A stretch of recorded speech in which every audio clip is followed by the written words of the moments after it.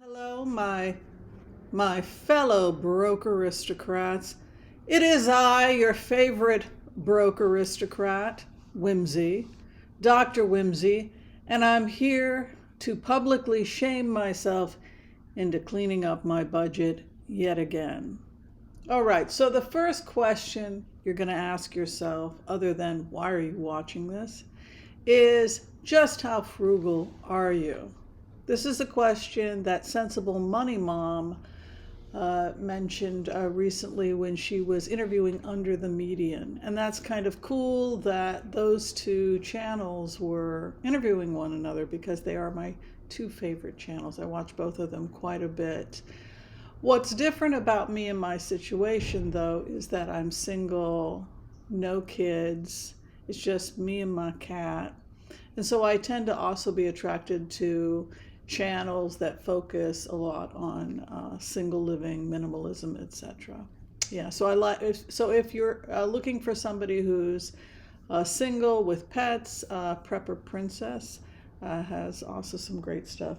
But the first question I would ask myself is, how frugal are you? I think that Sensible Money Mom had a good question there. I think she said Under the Median was, what did we say? What did she say? It was like, I think of them as like the most frugal being one, not refusing to even buy a house because of the mortgage, living in a cave, maybe, I don't know. People who live on no money. Under the Median is like a three. I think they're three if we're going to be that extreme. But Sensible Money Mom puts herself at a 6. 10 being don't even think about money, it's not on your radar, i.e. broke.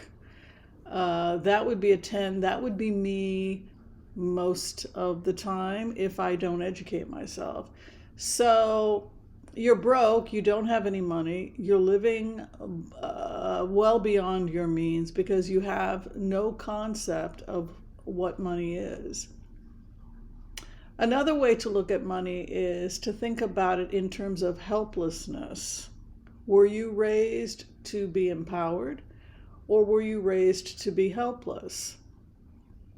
If you were raised in an environment where you felt like you were helpless and had no control over your life, then it shouldn't surprise you that maybe you're feeling like you don't have any control over money also. So the great thing about learning about your money, where your money comes from, where your money is going, how much of your money is taken out in fees, etc. That's an act of empowering yourself and moving from maybe a mindset of helplessness towards helping yourself, being empowered, excuse me, and feeling like you have some control over your life. So for me, yes, I definitely had no concept of money. And most of the time, it wasn't hard to know how much money I had because I didn't have any to count. But as I've studied frugal living, I have gotten better at that. I would say I moved from a 10 to an 8 as a broke aristocrat, in the sense that I tend to more often now look at the price of things. I try to live below my means. I've gotten much better at saving. I think last year, if you're looking at my gross, yes, my taxable income, I think I managed to save close to 20,000, 20%, excuse me. I think I managed last year to save 20% of my income, of my gross. So not 25%, not 30%, not an extreme saver, but definitely much better than I had been in the past. And so for that reason, I gave myself a couple of extra points for that. So why did I decide to do a no spend March, or a low spend March. A low spend is different than a no spend, because a low spend, you get to spend a little bit of money on treats. Well, it just so happens that March 22nd is my birthday, thank you very much, and I will be turning 60. So my sister Bambi has decided to treat me to a couple of days at Seaside, Oregon. So it should be very windy but very beautiful. And we'll probably be doing some hiking as well. So I put a little money aside for my 2-3 day vacation for my birthday, and so that's why it's a low spend. But other than that, I don't really plan on spending any money. I think I'm having my annual exam, but that's not exactly a luxury. So the first thing I recommend people do is, number one, why are you doing it? What are your goals? And number two is to give yourself an account and a reckoning. An account and a reckoning is one of the most important things you can do anytime you're trying to do an assessment of your finances. Because an account and a reckoning is going to tell you just what you already have. And it's also a great opportunity to do a deep spring cleaning. The time has come for us to start our spring cleaning, if you do have such a tradition. So it would be a great time for you to find things that you've forgotten about or didn't know you already had, and that can be a great starter to a no-spend month, or in this case, for me, a low-spend month. So do an account and a reckoning. Account and a reckoning, I usually start that in the kitchen. That's one of the first, because that's the place that I'm most likely to be spending money on an extra bag of sugar or an extra pound of coffee or something like that. And so I do a deep clean of my kitchen usually before I do a no spend. It's a job that's never finished. What can I tell you? But I do a deep clean of the kitchen, and then I try to label things, throw things out, have it looking nice, and then I plan a menu. I'm one person, but I have a rough idea of some of the meals I'm going to be cooking based on what I found in my freezer, based on what I found in the kitchen. So this month we'll be doing a lot of rice and beans. Again, I'm trying to pull back on my finances.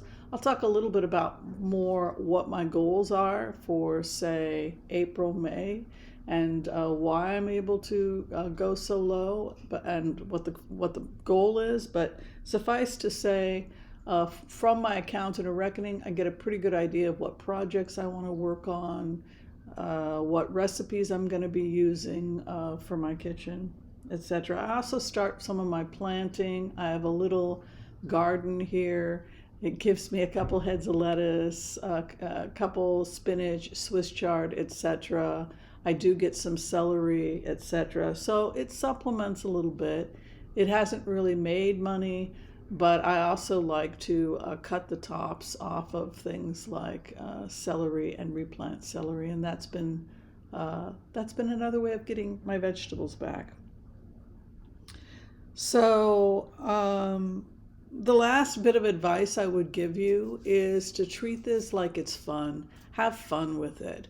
A no spend should not be something terrible. It should be something that's enjoyable. It should be something that you like, you treat it as a game, and also you're using this as an opportunity to become really proficient with money. How much money you actually earn, how much is getting eaten up in fees, etc.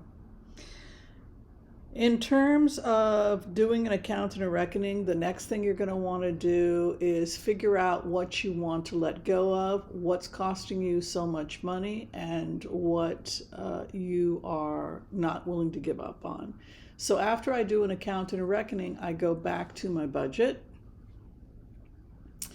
I look at my budget, and then I see if I can't peel anything off of that existing budget. So for example, I was living quite well, thank you very much, mostly organic, and my household expenses, and that includes for me my cat, Arm & Hammer, kitty litter, which is the best. Yes, I love you too. Crave cat food, which I think is $21 for 3 pounds, give or take. My cat lives well.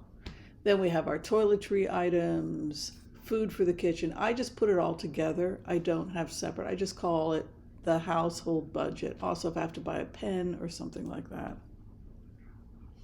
So my household budget was $350, and now my household budget, I've dropped it down to $225.